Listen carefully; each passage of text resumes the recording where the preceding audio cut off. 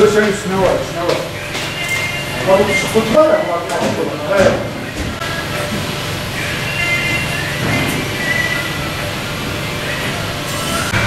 Sıcak, sıcak.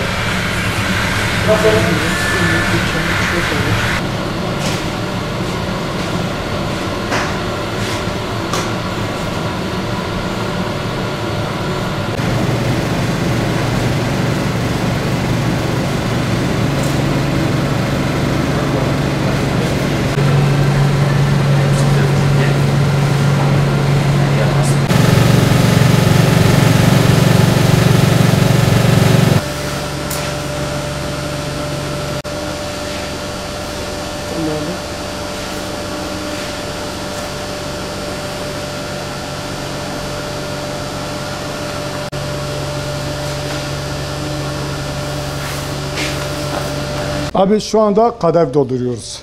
Doldurduğumuz kadayıf dolumudur. Fıstığımızı görürsün, kullandığımız malzemeler belli oluyor. Yani kullandığımız fıstık kalitelidir, yağımız kalitelidir ve kullandığımız malzeme hepsi kaliteli. Çünkü halka kaliteli şey sunan halkın sağlığıyla oynamayalım diye. O yüzden. Yani çünkü halkın sağlığı her şeyden önce gelir. O yüzden halkı düşünmek lazım. Yani halkı düşündükçe insan memnuniyeti kazanır. Biz burada tatlı üretiyoruz. Tatlı çeşitlerimiz var ve tatlı üretiyoruz. Bayram hazırlığı yapıyoruz. Şu anda yaptığımız bayram hazırlığıdır. Genellikle millete, halka hizmet için tatlı üretiyoruz. Bayram meselesi genellikle bayram günleri yoğun geçiyor. Bayram meselesine 3-4 gün kala genellikle yani bir ay 2 ay önce başlıyor bu hazırlığa.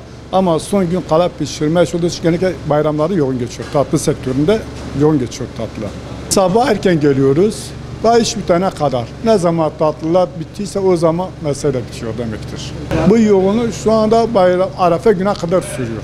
Arefe günü akşama kadar sürüyor. Bu zaten bayram günü biliyorsunuz artık millet tatlı evre götürüyor. Arefe günü de tatlı şey kalmıyor. Valla bayram yoğunluğu şu anda çok fazla. Fazla talep var. 2 günde durmadan çalışıyoruz. Yetiştirmeye çalışıyoruz. Genelde baklava bir de fıstık güzel gidiyor da biz her çeşitten yaptık. Her kesime hitap etmeye çalıştık bugün, bu bayramda. Şu anda bayram işine çok fazla bir talep var. Normal Ramazan'da bir yoğunluk vardı ama bayramda çok yoğun bu aralar. Şimdi her şeye çok aşırı bir zam gelmiş.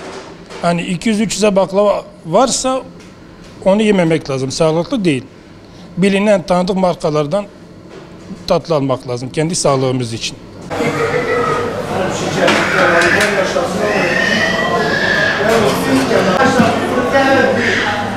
Hepsine gidiyor mu?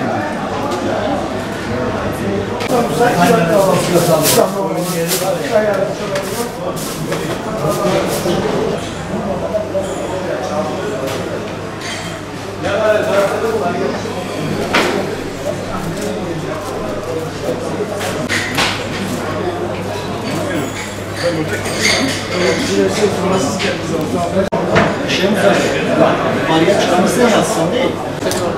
Tatlı 2. Kolonya alabilir misin sen?